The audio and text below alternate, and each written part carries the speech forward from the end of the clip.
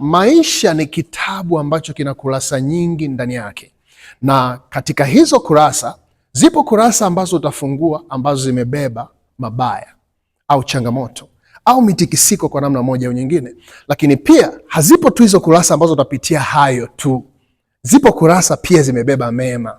Sasa tupo katika kipindi katika maisha ambacho ni watu wachache sana ambao wamefanikiwa kuzifungua peji za maisha yao, wakastahimili, wakavumilia mpaka mwisho, wakazikuta peji ambazo zimebeba mema na mazuri ambao walikuwa wakiyatarajia na kuyategemea katika maisha haya.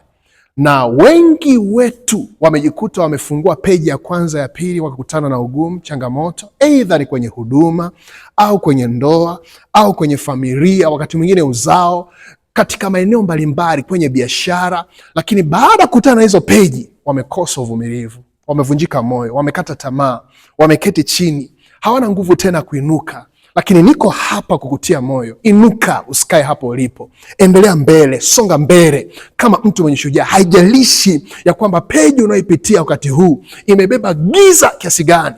Nadhani kutie moyo, iko peji inakuja, inafuata, ambayo imebeba nuru juu yako, imebeba asubuhi yako, imebeba tumaini lako, imebeba hiyo milango ambayo unajaribu kuisukuma kwa nguvu zote, lakini ni kama ifunguke. Unajaribu kupambania ndoa yako, lakini kama inakufa. Unajaribu kupambania uzao wako, lakini unaona kama unaharibika. Kila kitu, biashara yako, unaona kama unafirisika, unarudi chini. Nataka nikwambie, what you need to do ni kujipa moyo, usikate tamaa, songa mbele.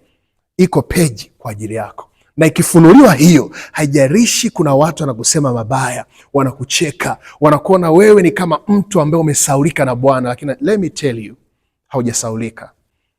Ipo neema na mema kwa ajili yako. Trust me, mimi naamini ya kwamba iko peji kwa ajili yako, na zipo peji nyingi ambazo ni za kufurahisha, za kuneemesha, zilizobeba uzuri, zilizobeba utukufu kuliko hizo chache unazopitia. Unachohitaji ni kutulia tu na kuvumilia. Wakati mwingine peji unazopitia zina lengo la kukufundisha kitu, zina lengo la kukuimarisha uwe imara kwa namna fulani, na uwe uimara utakusaidia kuweza kuhandle peji za baraka, peji za neema, peji zilizobeba mema kwa ajili yako. So nikutie moyo, don't give up, keep moving. Shalom, shalom. Apostle Amani, I salute you.